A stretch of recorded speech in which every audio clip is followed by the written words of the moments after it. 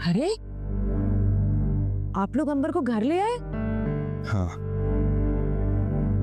लेकिन अब्बू जी ने सख्ती से मना किया था कि अंबर को घर नहीं लेके आना।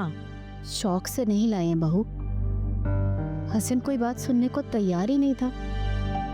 वो तो बस अपनी ही बात पे अड़ा हुआ था। तो ये भी तो गलत हुआ। क्या बुरा हुआ?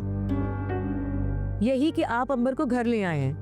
अब्बू जी शाम में आएंगे तो कितना बोलेंगे, और मुझे तो ये लग रहा है कि वो फौरन ही अंबर को घर भी छोड़ाएंगे। अंबर तलाक लेकर नहीं आई है, मसला हल हो जाएगा तो घर वापस चली जाएगी।